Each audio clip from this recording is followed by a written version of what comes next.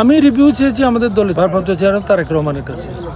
এই রিভিউটা আমি চেয়েছিলাম যে আমাদের ফেনীতে যাতে নির্বাচনের মনোনয়ন নিয়ে কোনো রূপ আমাদের তারেক রহমান প্রতিবাদ করতে নিষেধ করেছে এবং শোডাউন করতে নিষেধ করেছে, মিষ্টি বিতরণ করতে নিষেধ করেছে।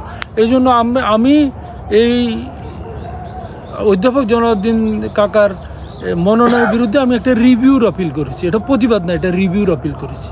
তো এই রিভিউর আপিল করাটা এইভাবে যে ভাইরাল হয়ে যাবে সারা দেশে, এটা তো আমার কল্পনা নাই। আমার বন্ধুরা যারা ঢাকা থেকে ফোন করতেছে, বাংলাদেশের সমস্ত সেলিব্রিটিগুলো নাকি আমাদের এই রিভিউটা শেয়ার করছে। তো আমি আমাদের ফেনী সাংবাদিকদের কাছে কৃতজ্ঞ যে তারা এই সুস্থ ধারার একটা প্রতিবাদকে সামনে এনেছে।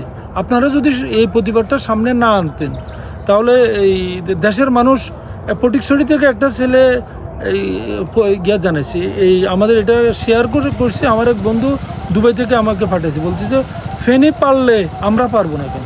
আমি সারা দেশকে বুঝলাম তো আমাদের প্রতিবাদের ভাষা ওরা খুন করেও যতটুকু পর্যন্ত যেতে পারে নাই, আলোচনায় যেতে পারেনি। আমি একটা রিভিউ সাইন দিয়ে আমি কিন্তু আলোচনায় যেতে পারছি। আমাদের দলের সর্বোচ্চ পর্যায়ে পর্যন্ত আমি ইনশাল্লাহ যেতে পারছি। তো সুতরাং আর আমরা একই দল করি, আমি কেন আরেকজনকে মারতে যাবো? আমি কেন আরেকজনকে খুন করতে? আপনি চান কিভাবে আমাদের একটা প্রজন্ম আসুক যাদের প্রতিবাদ হবে শৈল্পিক, তাদের ভাষা হবে সৌন্দর্য। এবং আমি আমাদের পাড়ার ছেলেদের সাথে কিছুদিন আগে একটা মিটিং করেছিলাম, বলেছিলাম যে তোমরা তোমাদের ক্যারিয়ার বিল্ড আপ করো, তোমরা ছাত্রদল বিএনপি সাপোর্ট করো, ঠিক আছে। তোমাদের থেকে যদি একজন যদি বিসিএস প্রশাসন হয়, আমাদের ওই ডিসিটা সবচেয়ে বেশি কাজ করতে পারবে। তোমরা একজন ডাক্তার হলে সবচেয়ে বেশি কাজ করতে পারবে আমাদের দলের হয়ে।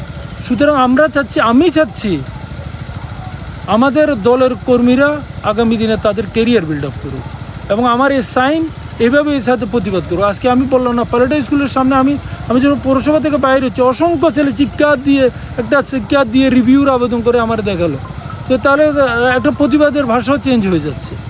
300 সব কিছুই চেঞ্জ হয়ে যাবে। এইভাবে কেউ না কেউ তো পরিবর্তনের জন্য আসতে হবে। আমি অথবা পরিবর্তনের জন্য মাঠে আসলাম।